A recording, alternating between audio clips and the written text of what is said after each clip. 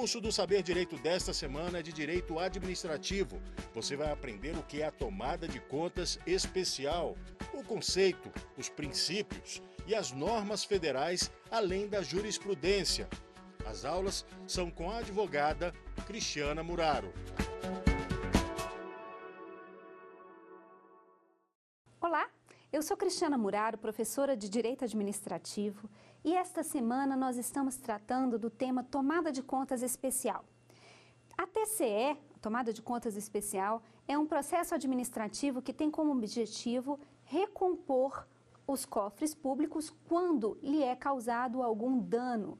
Ou seja, é o processo que tem por objetivo apurar a responsabilidade, quantificar o dano e devolver ao erário o dinheiro que é meu, seu e de todos nós. No atual contexto político que temos vivenciado, pode-se notar que é um instrumento de grande valia e muito importante para o interesse público. Na primeira aula, nós falamos um pouco sobre os tipos de contas, falamos das contas anuais, das contas extraordinárias, da tomada de contas especial, falamos dos princípios que regem esse processo e também das normas aplicáveis ao processo de tomada de contas especial. Em seguida, falamos um pouco da obrigação, do dever de prestar contas, falamos também das causas ensejadoras de uma tomada de contas especial, como a omissão do dever de prestar contas, a prestação de contas de forma irregular ou o dano ao erário proveniente de ato ilegítimo, ilegal ou antieconômico.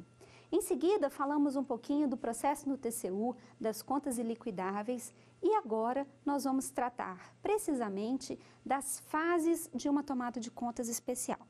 A tomada de contas especial, ela pode ter a fase interna, no âmbito da administração pública, e externa, que é no âmbito do Tribunal de Contas. Pode ser da União, dos Estados ou Tribunal de Contas Municipal. São poucos os municípios do Brasil que têm Tribunal de Contas Municipal, mas existindo também é de sua competência a fase externa da TCE.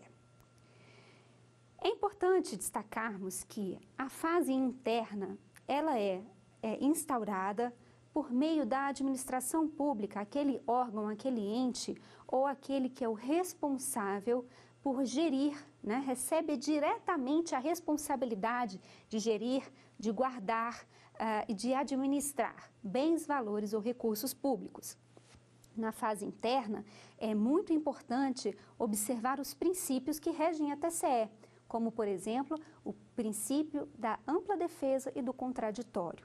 É muito relevante que os possíveis responsáveis possam ser ouvidos, possam apresentar provas, justificativas e tentarmos afastar as irregularidades ou até mesmo recompor o dano sem precisar de transformar o processo em uma tomada de contas especial na fase externa, que é um processo administrativo sancionador.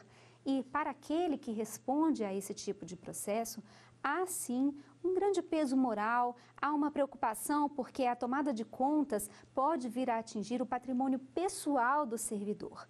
Então, a instauração da TCE, como vimos inclusive nas outras aulas, é um processo excepcional e deve ser feito com bastante cuidado, com uma homenagem ampla ao exercício da ampla defesa, do contraditório, da verdade material, com o formalismo moderado, tudo isso com vistas a impedir um julgamento injusto. Não é para trazer uma impunidade ou para facilitar aquele que causa dano ao erário. Ao contrário, o objetivo aqui é também que aquele que tenha causado dano ao erário seja atingido de uma forma justa, certeira e que se alcance o objetivo final, que é a recomposição do dano. Dessa forma, vamos tratar um pouquinho das etapas, do passo a passo da fase interna da tomada de contas especial. Quando se trata, então, de repasse, por exemplo, de recursos federais, a competência para analisar uma tomada de contas especial será do Tribunal de Contas da União. Mas antes de encaminhar o processo para o TCU, a administração direta, por exemplo, deve promover a fase interna da tomada de contas. Vamos dar um exemplo prático para a gente entender. Determinado ministério celebra um convênio com o município de Acarajé, Bahia, para poder efetuar, vamos colocar aqui no nosso exemplo, construir 20 unidades sanitárias no município. Nesse convênio, então, serão repassados recursos da União para o município de Acarajé e a prefeitura será responsável por contratar a execução das obras e a instalação das unidades sanitárias.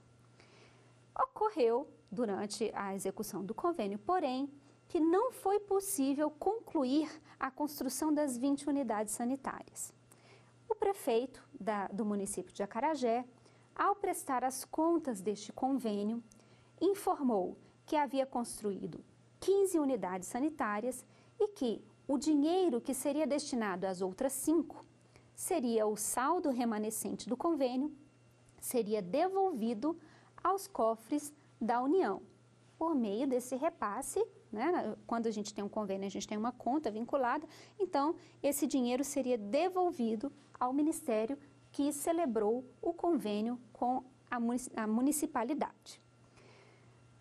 Após, então, a prestação de contas, o Ministério verificou que, em que pese o prefeito de Acarajé, Bahia, tivesse prestado as contas relativas às obras e demonstrado a execução física de 15 unidades sanitárias, aquele dinheiro relativo a 5 unidades que não foram construídas e que deveria ter sido devolvido aos cofres da União, não foi devolvido.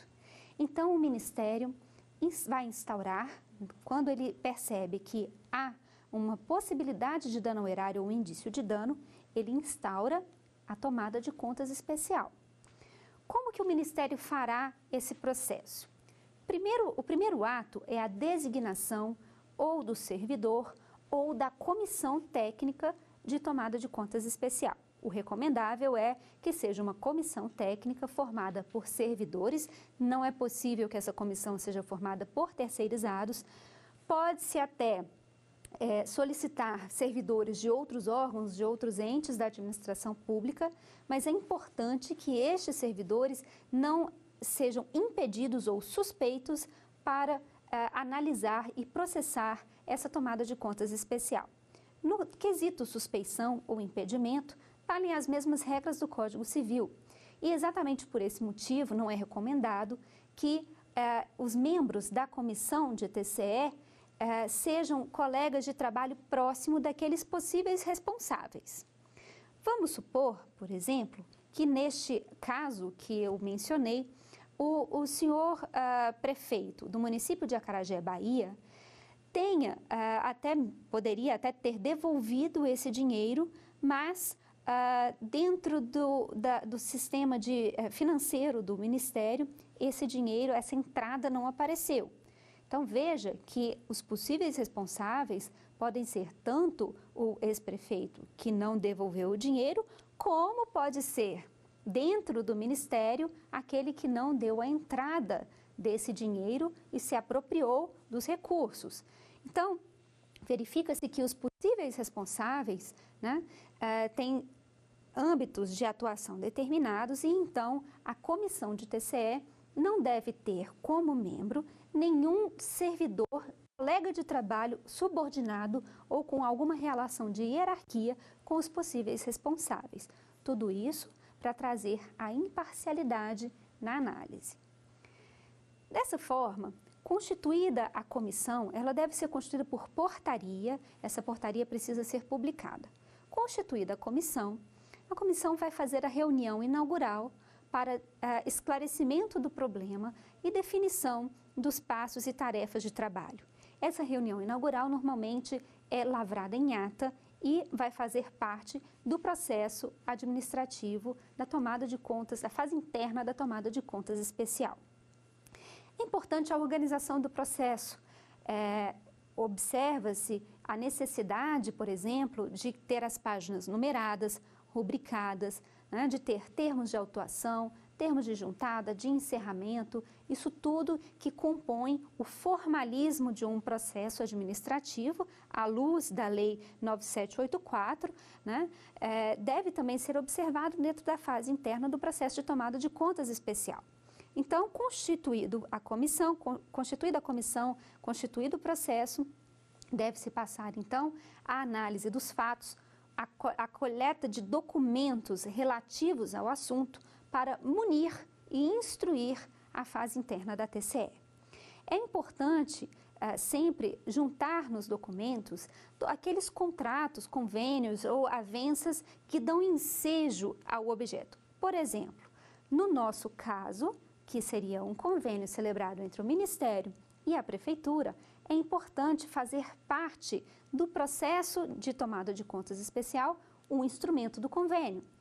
É importante também conter no processo de TCE o processo de contratação realizado pela Prefeitura para contratar terceiros que estejam habilitados, seja por um processo licitatório, enfim, ou dispensa, inexigibilidade, a depender do caso, mas o procedimento de contratação realizado pela Prefeitura para contratar aquele que iria executar as obras de construção das unidades sanitárias.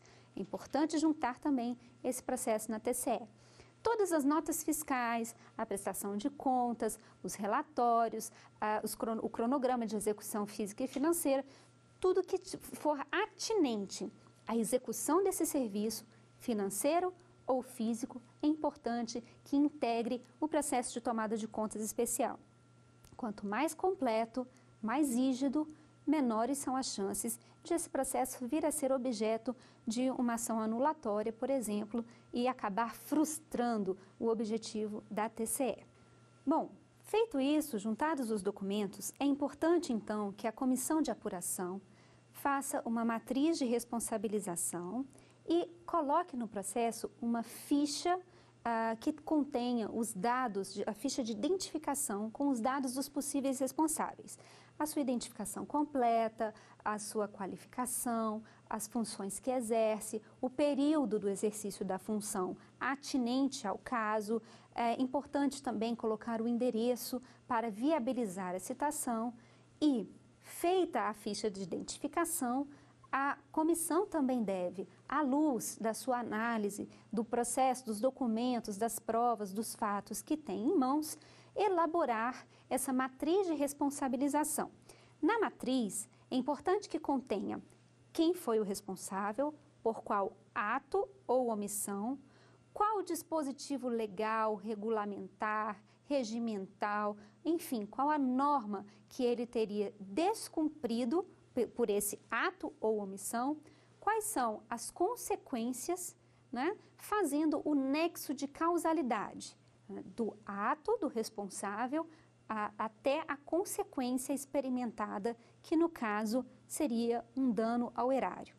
Feita a matriz de responsabilização, são expedidos então os ofícios de citação para oportunizar ao responsável a ampla defesa e o contraditório. Na ampla defesa e o contraditório, é bem importante salientar que não basta dar ao responsável, né, ao suposto responsável, somente a oportunidade de protocolizar uma peça de defesa. É importante permitir que ele produza provas, é importante analisar argumento por argumento da sua peça de defesa, cotejar os argumentos, enfrentá-los realmente, para que a ampla defesa e o contraditório seja plenamente exercido.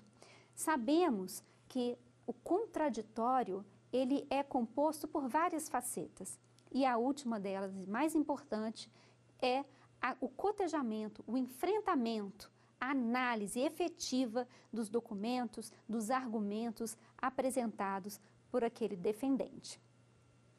Quanto às provas, são admitidas todas aquelas permitidas por lei. Existe uma particularidade, uma dificuldade que se enfrenta principalmente nos processos administrativos, que é relativa à prova pericial. A prova pericial no processo administrativo, na tomada de contas especial, ela não é admitida usualmente, em que pese o meu posicionamento no sentido contrário, acho que deveria ser, mas usualmente não é admitida aquela prova pericial como descrita no Código de Processo Civil, em que o juiz nomeia o perito ele deve ser uma pessoa estranha ao processo, imparcial, que vai fazer uma visita técnica, um laudo técnico, e ao final essa perícia, esse laudo pericial, ele tem um valor probatório grande, é significativo o seu valor probatório. Quase que, à luz do entendimento da maioria da doutrina, enfim, quase que vinculante, né? O juiz ele só poderia discordar de um laudo pericial se tivesse um erro grosseiro ou algo muito relevante para fazê-lo desprezar as conclusões de um perito. Para isso, para esse valor probatório da prova pericial, é importante, então, a nomeação do perito, né? E que ele seja, apesar de as partes arcarem com as custas dessa perícia, com os honorários periciais, esse perito, ele tem que ser escolhido pelo magistrado sem a influência. É claro que as partes têm a possibilidade, inclusive, de apontar suspeição, impedimento, enfim, e contraditar esse perito, mas, no caso, ele é tido como uma pessoa totalmente estranha ao processo, técnica e imparcial. Já nos processos administrativos, nem a administração pública instauradora da tomada de contas especial, nem o Tribunal de Contas, costuma acatar os pedidos de prova pericial no sentido do Código de Processo Civil. Na verdade, o que se permite é que a parte, por sua conta própria, contrate um perito para que ele faça um laudo pericial e junte ao processo. Porém, por se tratar de uma prova produzida unilateralmente, a perícia no processo administrativo não guarda a mesma força probatória daquela perícia juntada no processo judicial em que há nomeação do perito de uma forma imparcial. Como o perito é contratado por uma das partes, por um dos responsáveis, o valor probatório acaba caindo em descrédito. E essa é uma dura realidade que enfrentamos no curso de um processo administrativo. Fica bem difícil provar. Isso porque a administração pública normalmente faz a fiscalização, no nosso exemplo aqui, do prefeito de Acarajé, da Bahia, que fez as unidades sanitárias, o Ministério, o poder concedente, envia seus representantes para uma fiscalização in loco. E a palavra desses fiscais é atribuída à presunção de veracidade, tem fé pública.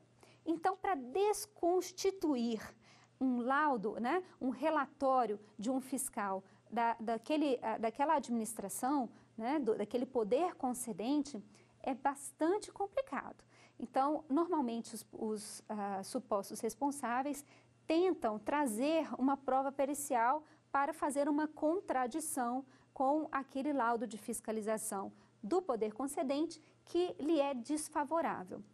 É muito difícil, às vezes, o laudo do poder concedente refletir 100% a realidade naquelas situações em que a fiscalização ocorre muitos anos após a conclusão da obra, pela morosidade de um processo de tomada de contas, ou quando acontece de uma forma atropelada no sentido dos requisitos legais. Por exemplo, o fiscal vai 3, 4, 5 anos depois da obra e não chama para acompanhar essa perícia, né, essa fiscalização, os representantes da Prefeitura de Acarajé, ou chama representantes da Prefeitura que já tem uma outra gestão e o prefeito sucessor, por exemplo, é um inimigo político do antecessor.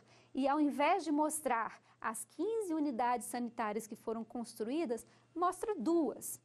E então o fiscal pode ser, inclusive, induzido ao erro e produzir um relatório que não é condizente com a realidade, mas aquele relatório tem fé pública. Então, é importante, inclusive, na fase interna, na parte de defesa, avaliar as condições da fiscalização e da elaboração do relatório do fiscal para ver se ele atendeu também os requisitos, como a participação dos interessados no dia da realização da fiscalização, para que seja permitido também que os interessados ali apontem tanto o que foi feito, o que não foi feito e quais foram os reais empecilhos encontrados à época da execução daquelas obras. Feita a fiscalização, esse relatório é também um dos documentos que deve compor o processo de TCE para a sua instrução. Pois bem, é dada então a oportunidade para os supostos responsáveis de apresentar a sua defesa. A comissão tem por obrigação constitucional, em homenagem ao princípio elevada à órbita constitucional da ampla defesa e do contraditório, de avaliar esta defesa, cotejar argumento por argumento, rebater aquilo que não for dito conforme a lei ou conforme a realidade dos fatos e fazer um relatório conclusivo. Avaliar as provas, antes do relatório conclusivo, avaliar as provas, cotejá-las e fazer o seu relatório para propor a regularidade, a irregularidade ou a regularidade com ressalvas das contas. Após esse relatório da Comissão de Tomada de Contas Especial, o processo deve ser submetido ao ministro de Estado, a autoridade máxima daquele órgão. No nosso exemplo, como é um convênio firmado com o Ministério X, então o ministro deve apreciar esse processo e ratificar ou não a posição daquela comissão.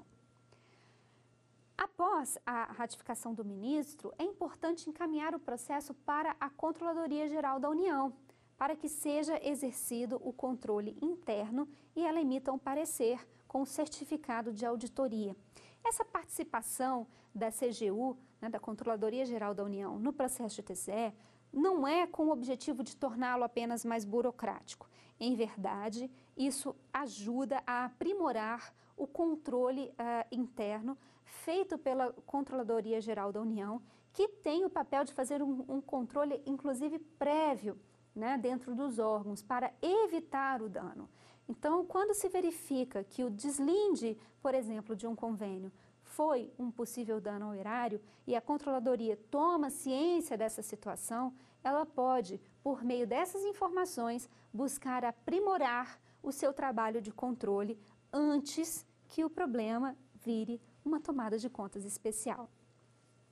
Após a análise da Controladoria Geral, então o processo está maduro para ser encaminhado. Se a conclusão é pela irregularidade das contas, ele está maduro para ser encaminhado para uma análise se é possível tomar alguma medida administrativa para, de fato, afastar a irregularidade ou recompor ao erário.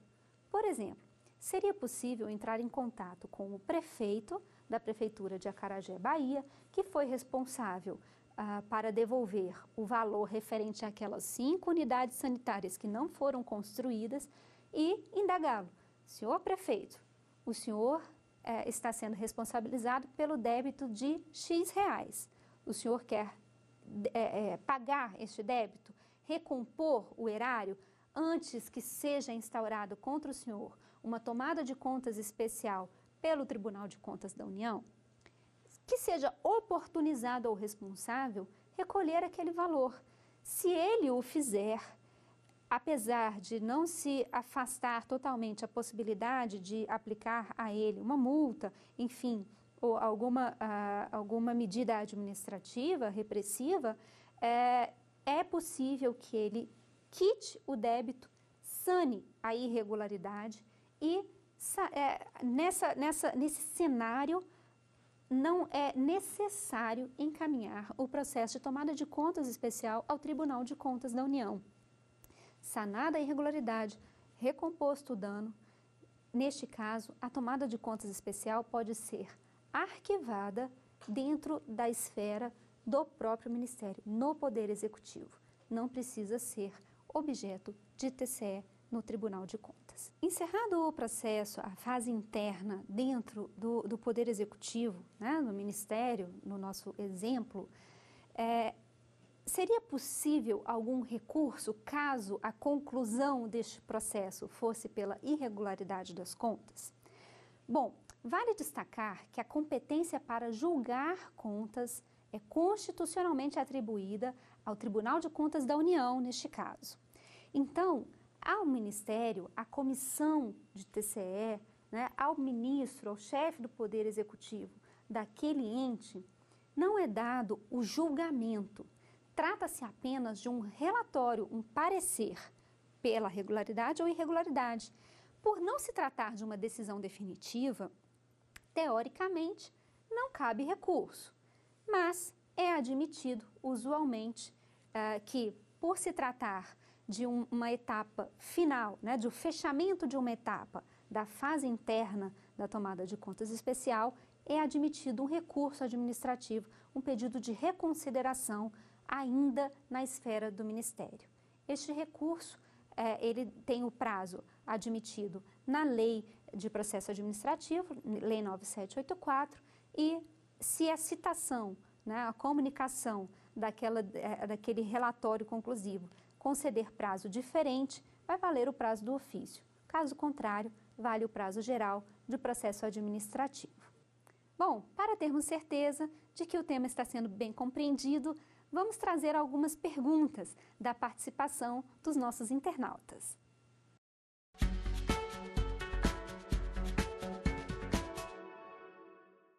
A pergunta é: a apuração dos fatos ilegais que causam dano ao erário pode ser feita por comissão especialmente designada, composta de no mínimo 3 servidores.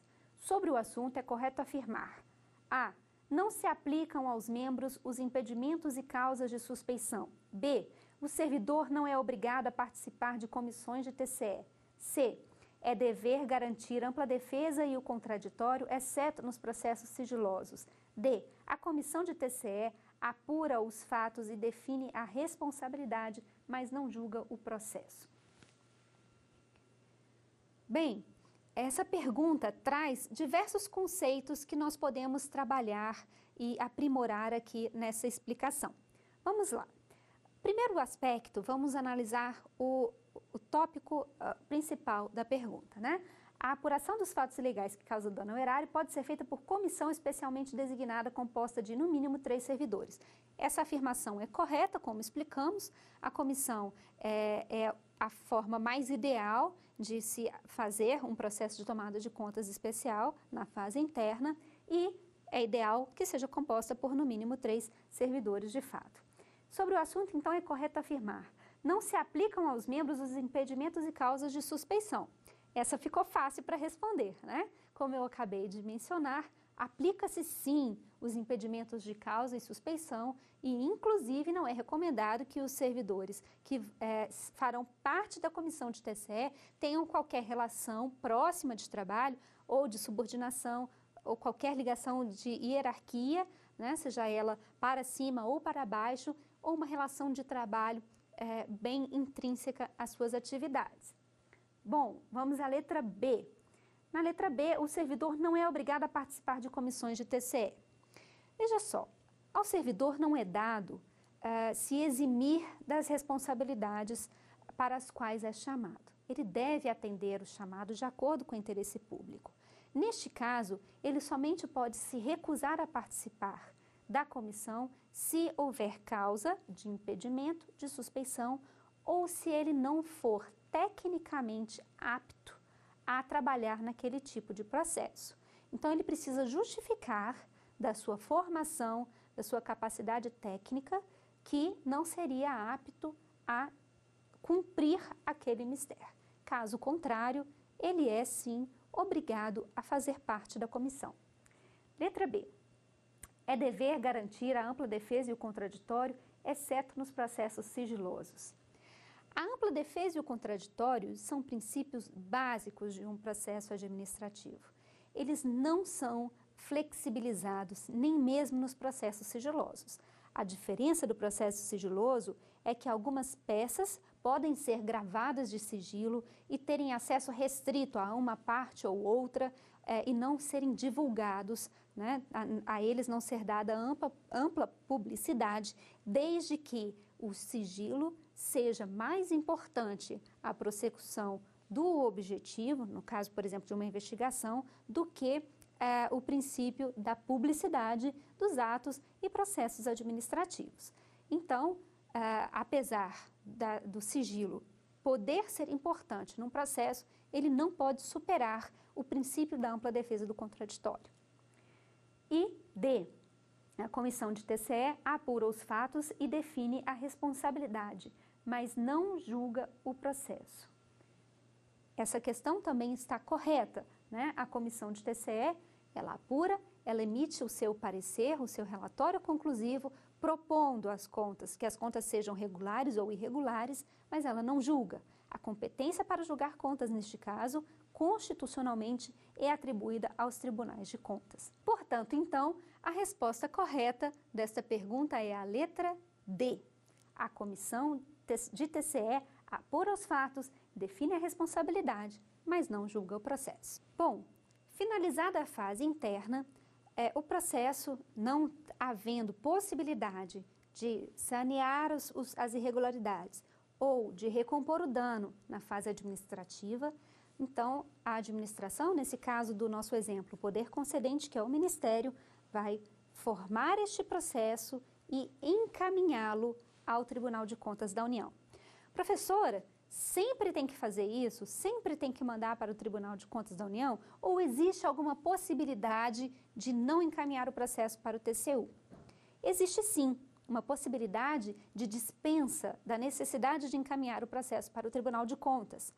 Como tratamos nas aulas anteriores, a Instrução Normativa número 71 de 2012 do TCU estabelece um valor de alçada para a instauração da tomada de contas especial na fase externa.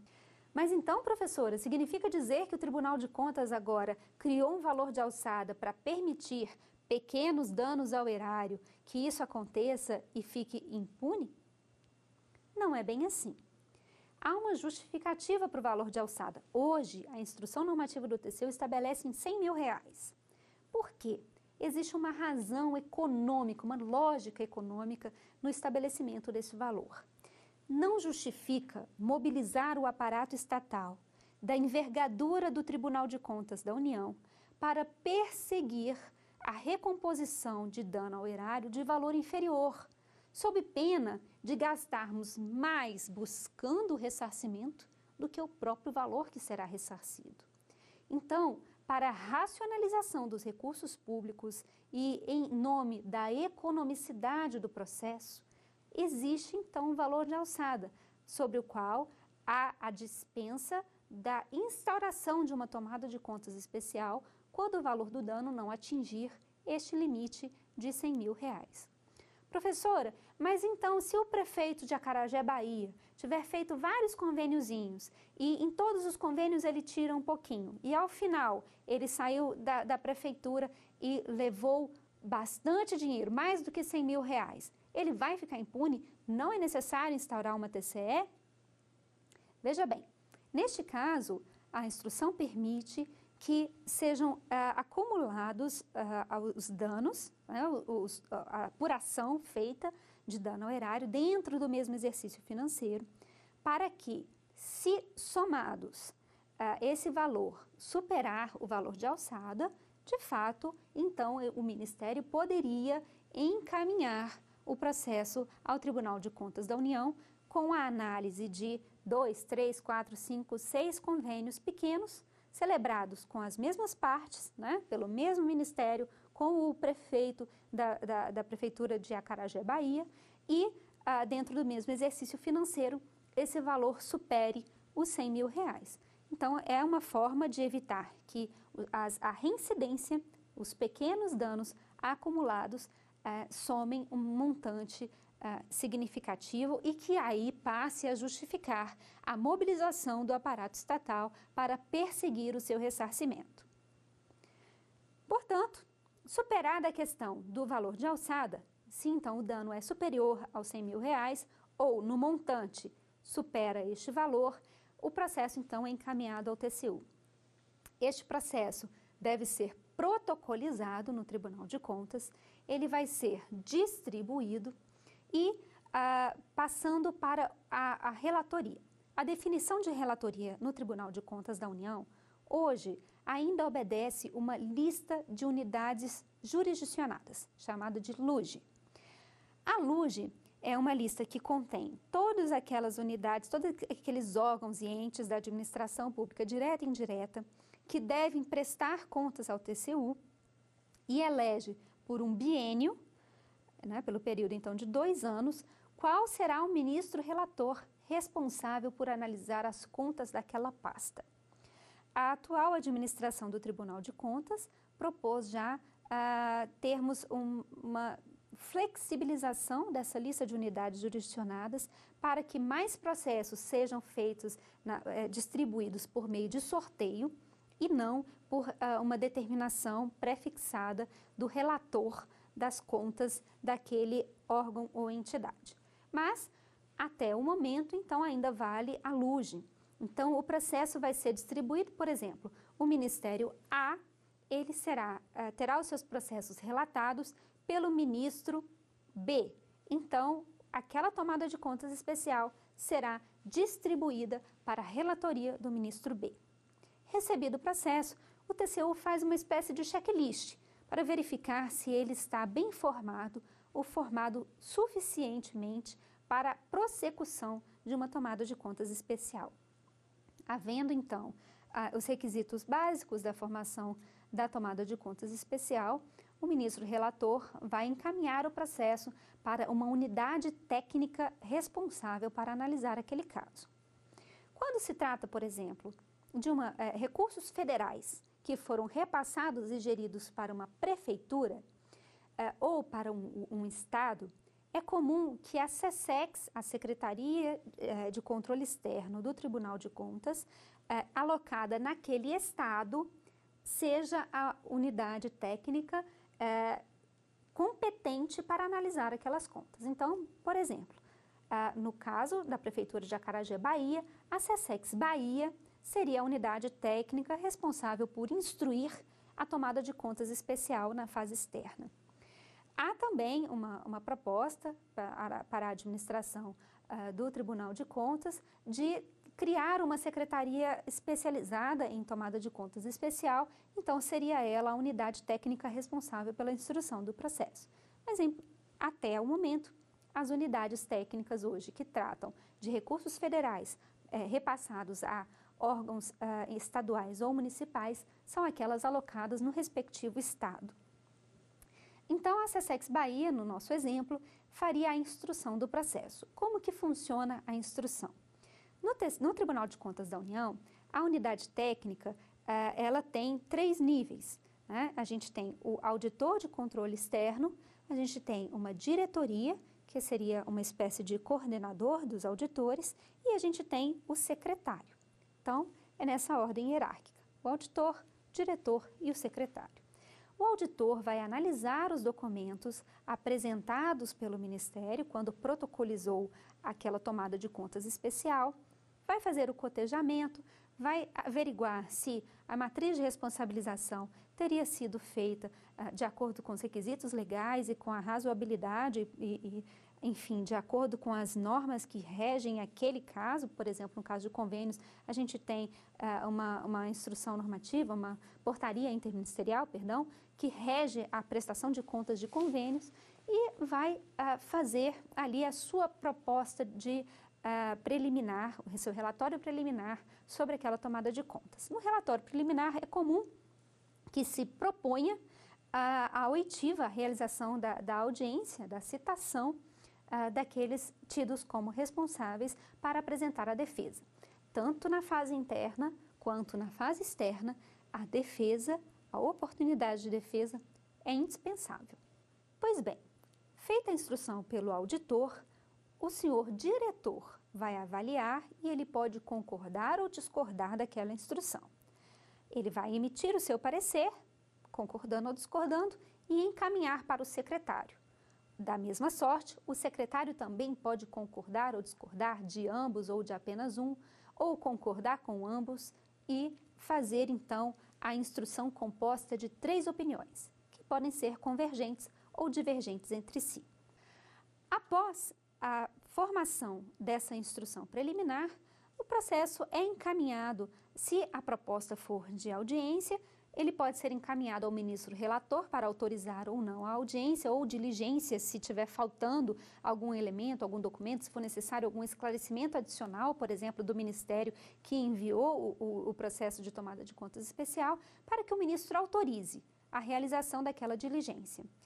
Há alguns ministros que, por delegação de competência, autorizam os próprios secretários a já permitir no processo que seja realizada a citação ou diligência. Então, se houver delegação de competência, não precisa encaminhar o processo para o relator. O próprio secretário pode autorizar a expedição dos ofícios, seja de citação para apresentação de defesa, seja para a apresentação de esclarecimentos ou documentos complementares para o Ministério.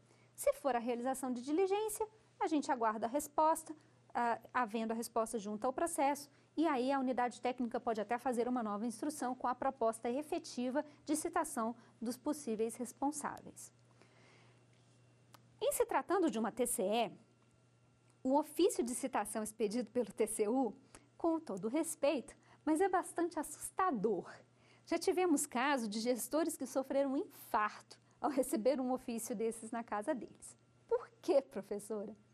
Porque o ofício vem nos seguintes termos.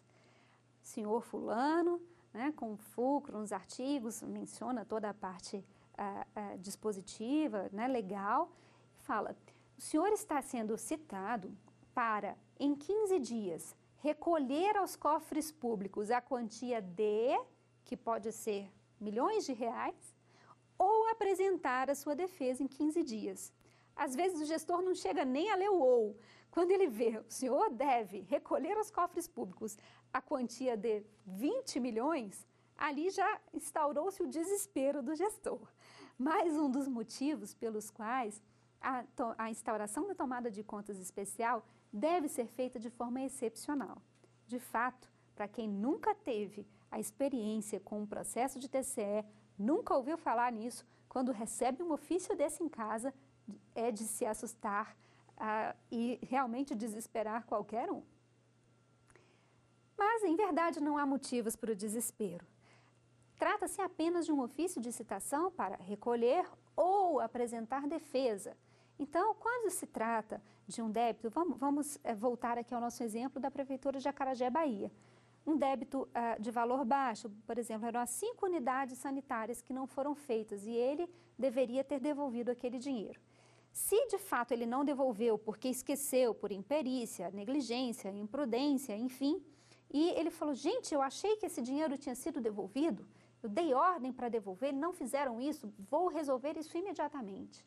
E então ele vai, procura o saldo na conta vinculada e faz a transferência e recompõe o erário, aquela tomada de contas especial, ela será rapidamente encerrada. Mas se não foi isso que aconteceu, e ele fala, não, mas em verdade eu já devolvi esse dinheiro, eu tenho aqui o comprovante, e o problema não foi com ele, mas foi com a baixa lá no sistema do governo federal em relação à devolução do saldo. Ele tem a oportunidade de apresentar a sua defesa, de provar que ele geriu corretamente aqueles recursos. Ou, se ele devolveu, né, mas o outro responsável lá do outro lado se apropriou desse dinheiro, ele vai apresentar a defesa para exclusão da sua responsabilidade.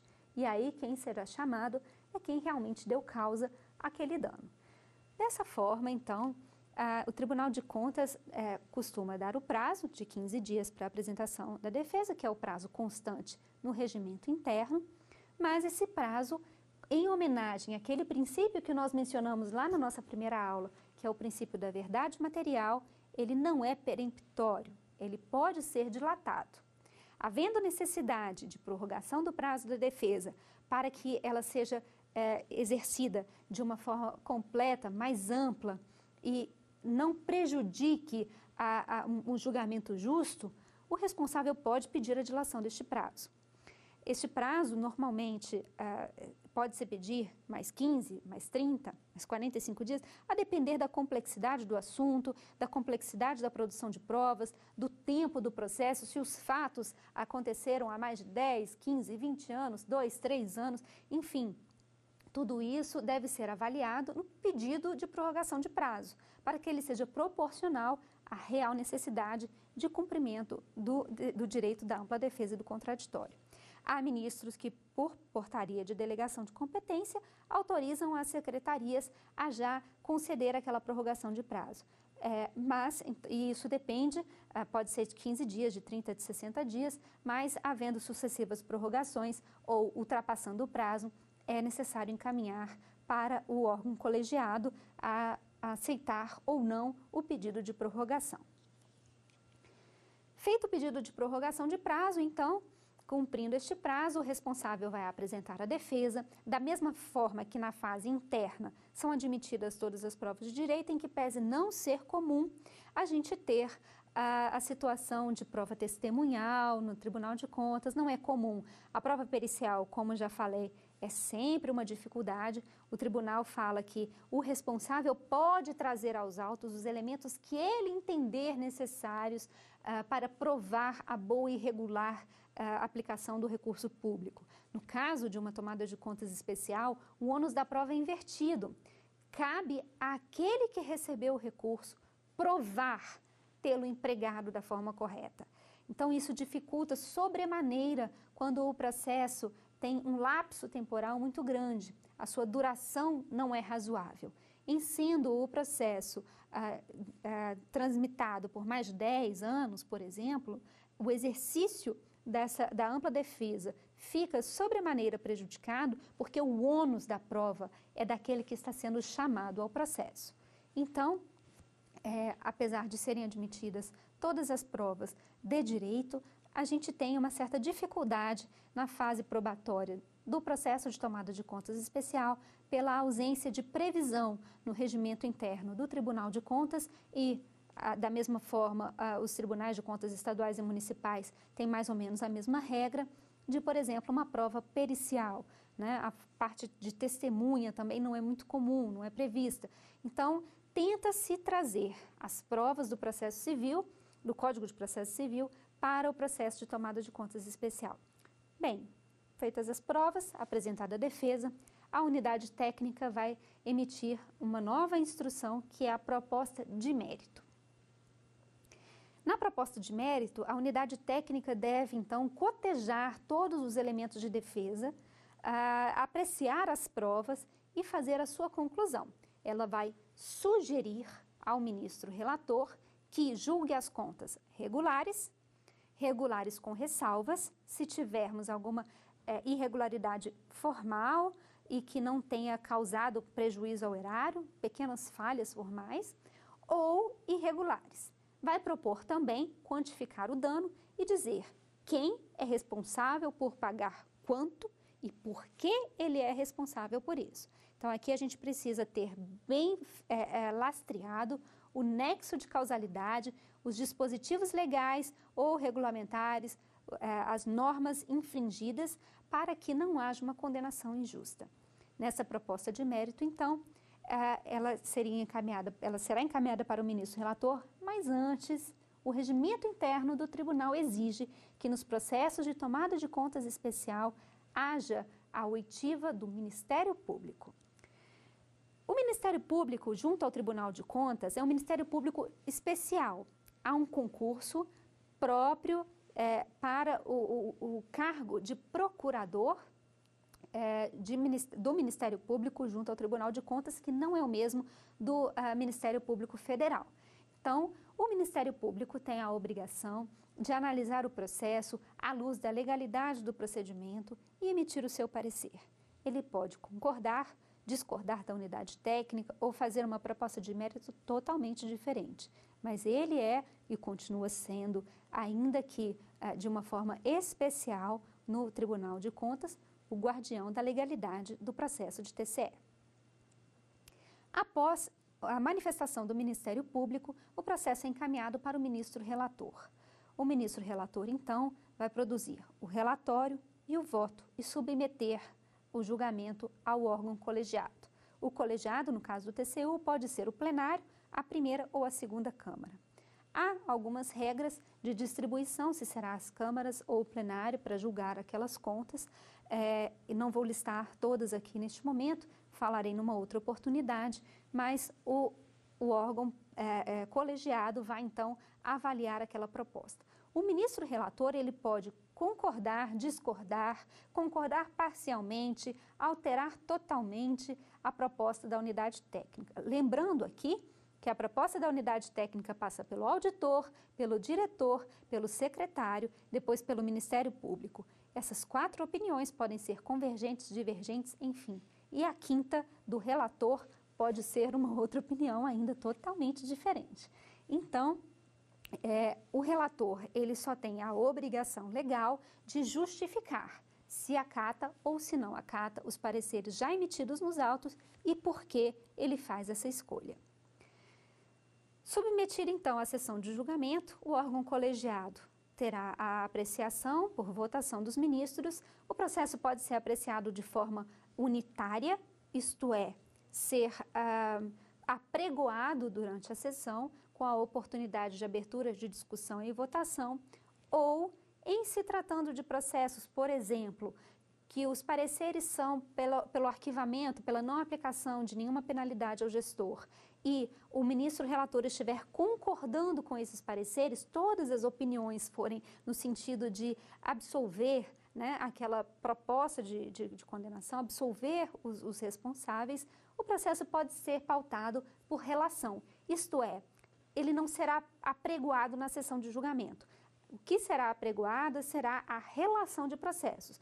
Então, o presidente do tribunal vai submeter aos ministros a relação de processos disposta e anteriormente apresentada a cada um deles.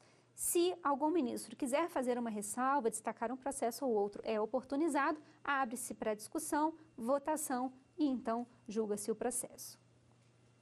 Esta, então, é a fase externa, da tomada de contas especial. Professora, se há uma condenação nessa fase, e agora, o que a gente vai fazer? Cabe algum recurso? Cabe recurso sim, mas esse será o tema da nossa próxima aula. Então, para vermos se o nosso conteúdo foi bem entendido, vamos chamar aqui mais uma participação de perguntas.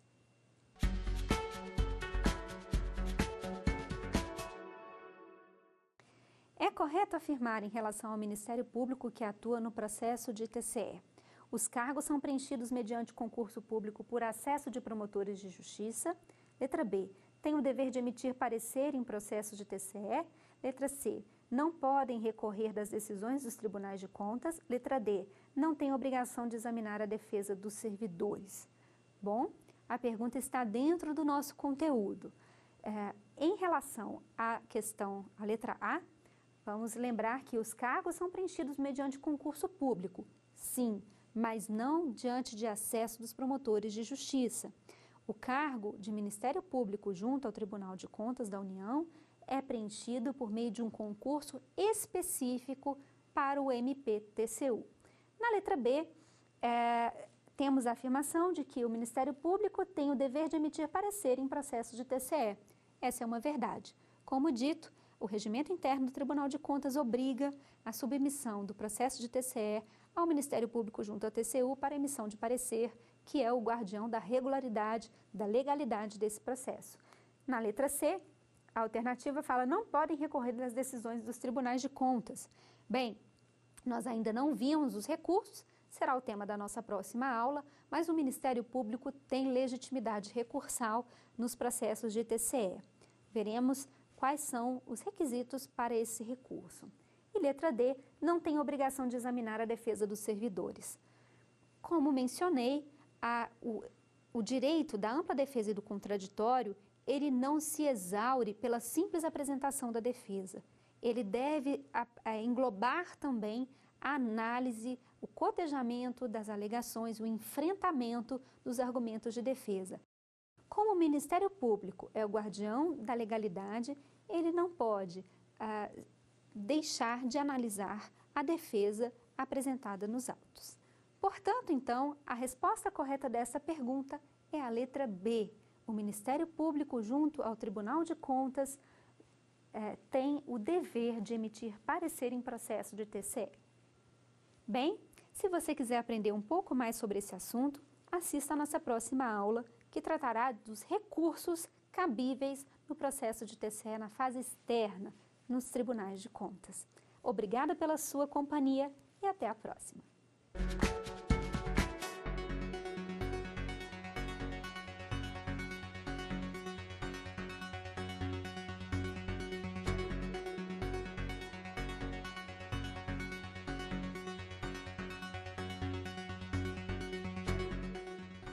Gostou das aulas? Você pode dar sugestões de temas que quer aprender no Saber Direito. Escreva pra gente, o nosso e-mail é saberdireito@stf.jus.br ou entre em contato pelo nosso WhatsApp.